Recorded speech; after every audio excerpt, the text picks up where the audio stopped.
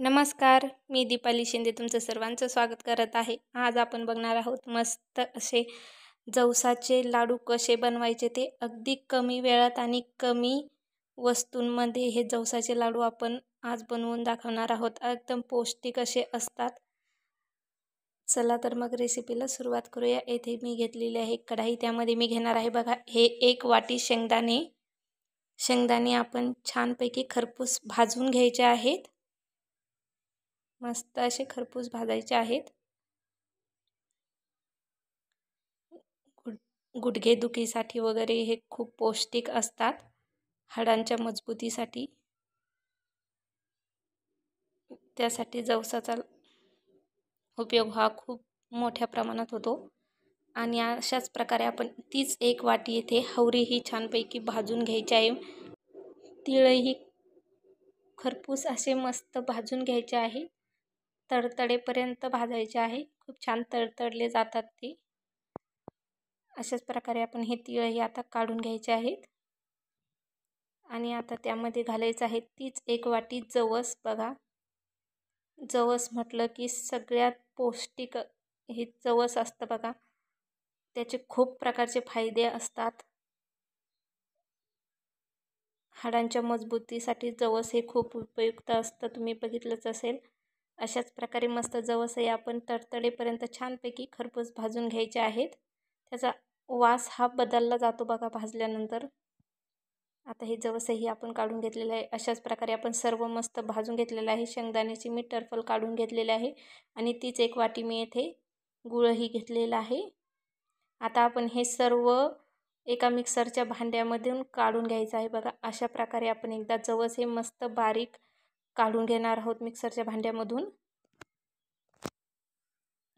बघा, अशा प्रकारे छानपैकी आपण हे बारीक काढून घेतलेलं आहे बघा जवस. खूप छान वास येत आहे बघा या जवसाचा. मस्त भाजलेले असतात आणि मिक्सरमधून काढल्यावर तसं खूप सुंदर वास येतो. अशाच प्रकारे आपण शेंगदाणे आणि हवरी काढून घेणार आहोत. सर्व हे बारीक सरच काढायचं आहे. आता हवरी काढून घेऊया. हवरी ही छान बारीक काढून घ्यायची आहे. अशाच प्रकारे आपण इथे हवरी ही मस्त बारीक करून घेतलेली आहे.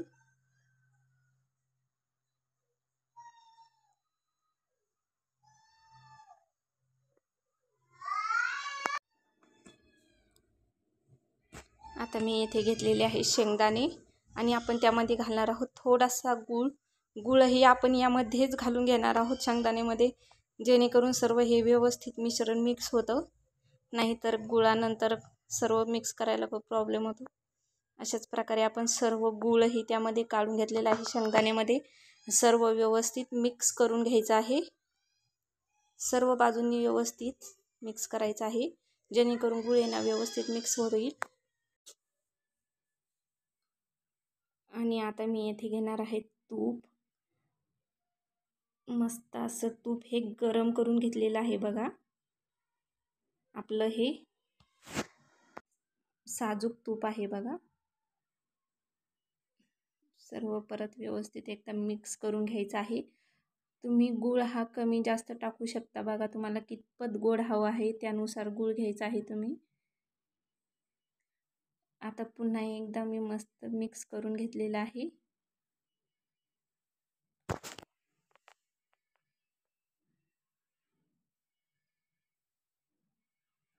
आणखीन जे थोडंसं तूप शिल्लक होतं तेही आपण यामध्ये टाकून घ्यायचं आहे आता, जेणेकरून मस्त असे आपले लाडू तयार होतील. आणि साजूक तूप म्हटलं की खूप सुंदर असा त्याला टेस्ट येते लाडवांना आणि बनतातही खूप छान. अशाच प्रकारे सर्व व्यवस्थित मी मिक्स करून घेतलेलं आहे बघा. आता छान मस्त बारीक बारीक लाडू बांधून घ्यायचे आहेत. एकदम मऊसर मिश्रण झालेलं आहे बघा. अजिबात हाताला एकदम मस्त लाडू बांधायला अजिबात हे होत नाही आहे. सहजासहजी हे बांधले जात आहे बघा मस्त. अशाच प्रकारे आपण इथे सर्व लाडू हे बांधून घ्यायचे आहेत. खूप सरळ साधे आणि एकदम कमी वेळात बनणारे लाडू आहे बघा आणि खूप जबरदस्त टेस्टी लागतात. प्रत्येकाला आवडतीलच असे.